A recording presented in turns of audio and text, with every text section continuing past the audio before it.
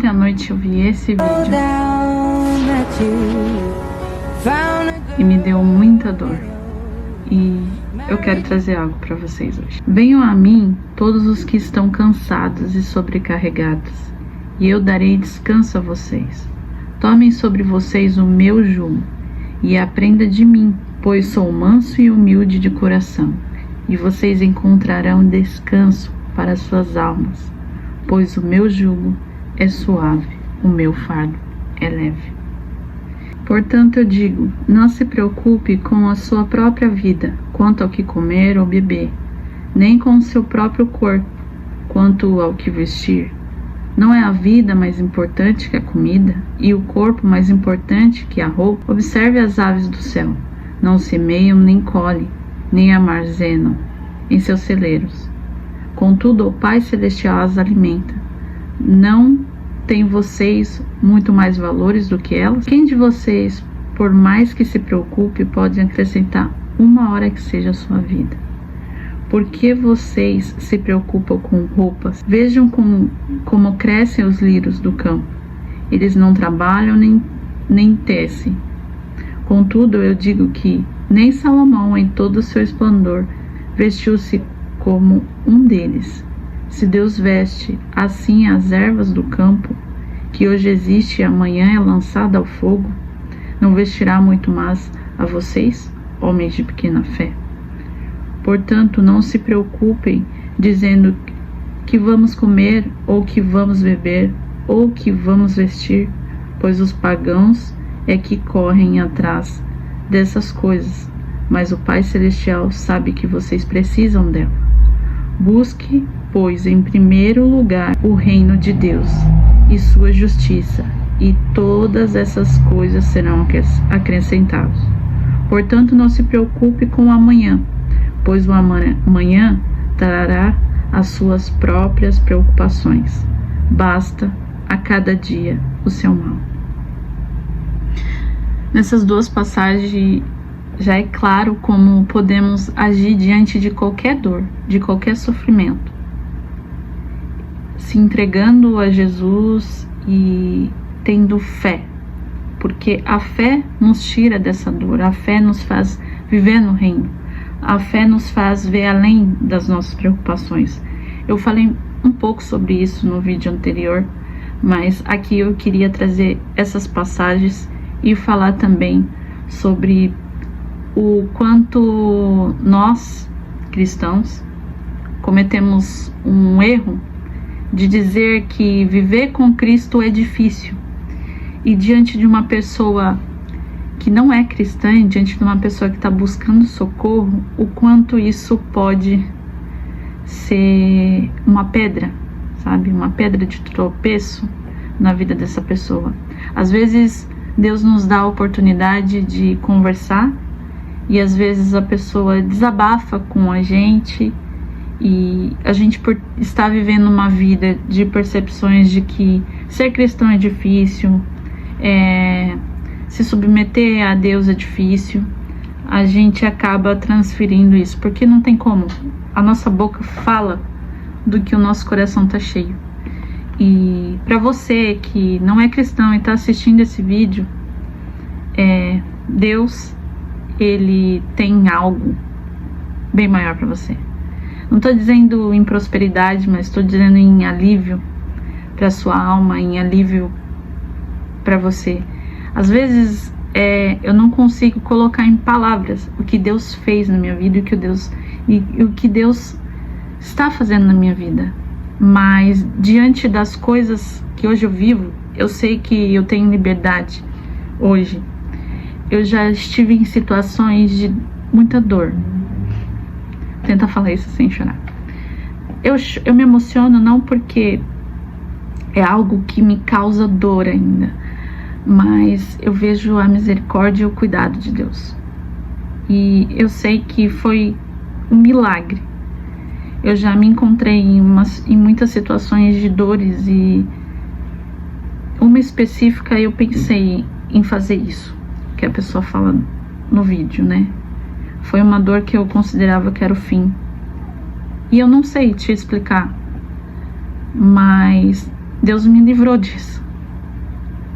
Eu tentei e não consegui, graças a Deus, mas não tem como explicar o porquê Deus fez isso na minha vida. Mas Ele me alcançou e eu corri para Ele. E eu desejo que você que está passando por alguma dor, que o Espírito Santo te toque nesse momento e você seja restaurado. As suas forças, seu ânimo, sua alegria, sua fé. Se você nunca conheceu a Jesus, que hoje Ele te toque profundamente. E para você que é cristão e está vivendo por isso também, corre para Deus, você já sabe para onde você tem que ir. Não fica achando que você consegue lidar. Não considere esse problema tão bobo, porque às vezes a gente diante de uma situação que é bobo, muitas vezes é fútil, mas nos causa uma dor e um sofrimento. E vai para Deus, vai para Jesus, desaba com Ele. Mas agora eu quero conversar sério, porque Deus nos colocou nesta terra uma missão de ser sal e luz. Porém, muitas vezes a gente comete o erro de viver no nosso problema e encher o nosso coração disso e sair espalhando para todo mundo que é difícil. E tem uma passagem que fala que o caminho, eu vou achar aqui, entre pela porta estreita, pois larga é a porta e amplo o caminho que leva à perdição, e são muitos que entram por ela. Como é estreita a porta e apertado o caminho que leva à vida, são poucos os que a encontram. Muitas vezes eu li essa passagem e eu falei para as pessoas de que é difícil viver com Cristo, é difícil ser cristão neste mundo. E assim, hoje eu não considero tão difícil, e uma vez eu encontrei um vídeo que falava dessa passagem, e especificamente ele trazia essa passagem de um modo no qual eu concordo. Eu não me lembro muito bem do vídeo, mas eu me lembro que ele explicou sobre essa parte. Ele falava que Jesus estava dizendo sobre, sabe quando a ovelha vai entrar no pasto? Ela entra por um, esqueci o nome, mas eles fazem um caminho assim, bem estreito. Por quê? É mais difícil para ela voltar. E eu vejo que o caminho que leva à vida, que fala aqui, né, que como é estreita a porta e apertado o caminho que leva à vida com Cristo, a real vida mesmo. É estreita porque você entra, quando você entra, não tem como mais você voltar, você não consegue. E tem também uma outra passagem, a minha cabeça funciona assim, tá, gente? Tem também uma passagem que fala que quando você vê, depois é difícil de você ver de novo, né?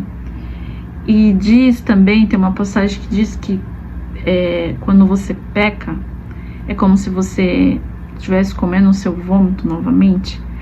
É para dizer que é difícil você voltar, é difícil você desver. É bem melhor se você não soubesse, porque agora você sabe, entendeu? Aqui, Jesus está trazendo pra gente que é um caminho que você vai entrar sem volta, mas não que é um caminho difícil, porque senão Jesus está se contradizendo. Ele está dizendo, não fique preocupado. Quer dizer, se uma pessoa fala para você não fique preocupado, é que ela tem a solução. Ele tem a solução. Ele está dizendo, não se preocupe com o que você vai vestir, com o que você vai comer, mas tenha fé que o Pai que cuida das aves das plantas, Ele cuida de você.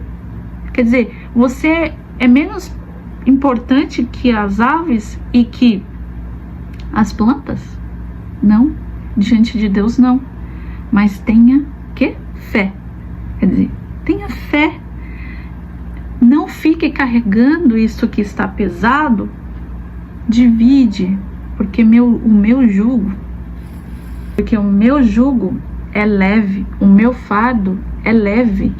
Quer dizer, se você está vivendo alguma dor, algum sofrimento, e está vindo na sua cabeça que a melhor solução é essa, que nem o cara falou, colocou ali no vídeo, é porque você não está dividindo. E se você está falando para o seu próximo que é difícil viver com Cristo, que é difícil ser cristão, é porque você também não está dividindo o fardo.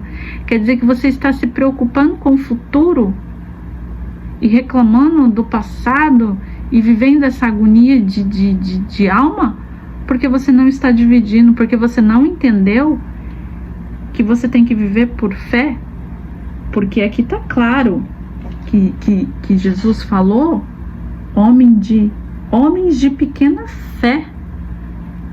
Portanto, não se preocupe dizendo que vamos comer, ou que vamos beber, ou que vamos vestir, pois os pagãos é que correm atrás dessas coisas. Mas o Pai Celestial sabe que vocês precisam delas. Antes de você falar, Deus já sabe, mas você quer fazer com o seu esforço. Você quer continuar batendo, dando murro em ponta de faca? É bem isso. Você quer afirmar que o caminho é estreito, a porta é estreita porque é difícil? Não. É porque quando você entra por este caminho, não tem como voltar. Para você voltar, você vai ter que morrer de novo. E aí a morte vai ser morte mesmo. Não vai ser... Por isso que fala que o dito está pronto para nos tragar, para nos matar. Matar o que? A nossa fé. A nossa fé de que Deus não se preocupa comigo. Deus não se importa com o que eu como, com o que eu vista, com o que eu faça. Deus não se importa, sabe? Essa dor, esse problema é maior que Deus. Jó passou por uma situação de que ele estava... Todo mundo sabe que Jó perdeu tudo, os filhos, morreu. Mas vamos voltar? O capiroto foi até quem para falar sobre Jó? Diante de Deus, foi para Deus, falou: olha, Jó, ele não é assim, não. Ele é assim porque você, Deus, sabe? Faz tudo para ele, dá tudo para ele. E aí Deus falou: então tá. Então vai lá, toque, mas tem um limite aí. E o diabo chegou e destruiu.